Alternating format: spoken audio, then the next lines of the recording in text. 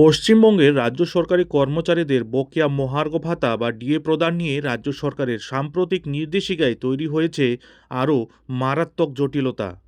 সরাসরি সরকারি দপ্তরের কর্মচারীদের ডিএ পাওয়ার বিষয়টি স্পষ্ট হলেও শিক্ষক, শিক্ষাকর্মী এবং পঞ্চায়েত কর্মীদের বকেয়া মেটানোর কোনো নির্দিষ্ট সময়সীমা বা টাইমলাইন দেওয়া হয়নি নির্দেশিকায়।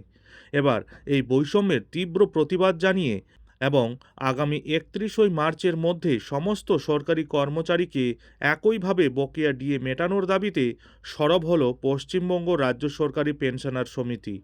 শুক্রবার জলপাইগুড়িতে আয়োজিত এক সাংবাদিক সম্মেলনে পেনশনার সমিতির তরফ থেকে রাজ্য সরকারকে এই বিষয়ে কড়া হুঁশিয়ারি দেওয়া হয়েছে।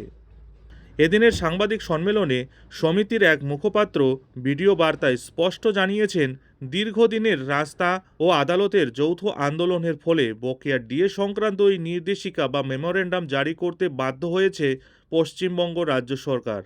কিন্তু সরকারি কোষাগার থেকে বেতনপ্রাপ্ত সকল কর্মচারী যৌথভাবে এই আন্দোলন করলেও নির্দেশিকায় বিভাজন তৈরি করা হয়েছে। তিনি আরও অভিযোগ করেন, সরকারি কর্মচারীদের ক্ষেত্রে আইএমএফের সিস্টেমে ডিএর হিসাব ঢোকা শুরু হয়েছে এবং আশা করা হচ্ছে সমস্ত কিস্তির টাকা পেয়েও যাবেন। কিন্তু শিক্ষক, পঞ্চায়েত কর্মী বা অশিক্ষক কর্মচারীদের ক্ষেত্রে কবে এই টাকা দেওয়া হবে তার কোনো টাইমলাইন বা উল্লেখ নির্দেশিকায় নেই। সংশ্লিষ্ট দপ্তরগুলিকে কেবল ক্যালকুলেশন করতে বলা হয়েছে।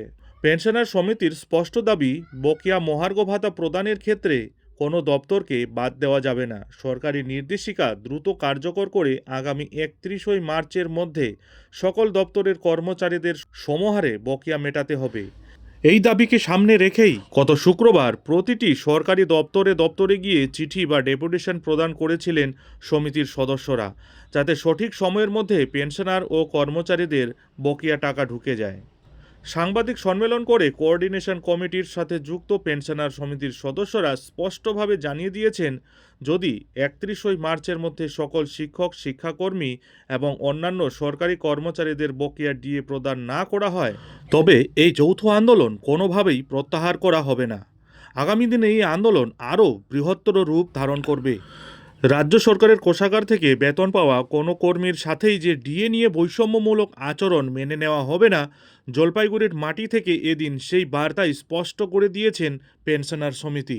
এখন দেখার বিষয় হলো, আগামীকাল অর্থাৎ ৩১ মার্চের মধ্যে পেনশনারদের অ্যাকাউন্টে ডিএ না ঢুকলে পরবর্তী কী পদক্ষেপ নিতে চলেছেন তারা।